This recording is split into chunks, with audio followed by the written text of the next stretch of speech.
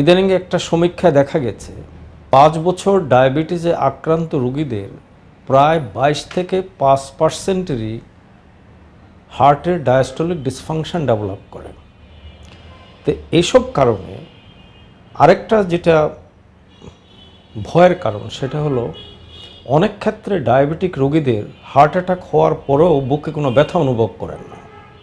যেমন একজন সাধারণ রোগী যখন হার্ট অ্যাটাক হয় তার প্রচণ্ড বুকে ব্যথা হয়, তার সঙ্গে তার বমির ভাব হয়, ঘাম হয়, বুকে ধড়পড় করে, শ্বাসকষ্ট হয় এবং তিনি বুঝতে পারেন যে ইম্পেন্ডিং ডেথ, অর্থাৎ আমি এখনই মারা যাব।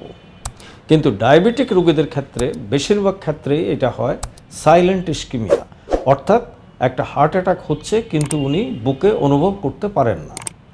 আবার অনেক ক্ষেত্রে যেটা হয়, এই ডায়াবেটিক রোগীদের যখন ডান দিকের রক্তনালী বা যেটাকে আমরা বলি রাইট করোনারি আর্টারি, সেটা যদি অক্লুড হয় বা সেখানে যদি কোনো থ্রম্বাস ফর্ম করে, তখন এই ব্যথাটা পেটের উপরিভাগে হয়। রোগী বেশিরভাগ ক্ষেত্রে আমাদের কাছে আসেন যে ডাক্তার সাহেব গ্যাস্ট্রিকের চাপ দিছে বা খাওয়া হজম হচ্ছে না, পেটে খুব গ্যাস জমে যাচ্ছে। কাজেই ডায়াবেটিক রোগীদের এই জন্যে একটু বেশি সাবধান থাকতে হবে এবং যে কোনো মূল্যে আপনার রক্তে যে সুগার আছে ভরা পেটে 7.8-এর নিচে এবং হিমোগ্লোবিন A1C বা যেটা অ্যাভারেজ এটা 6-এর নিচে রাখতে হবে।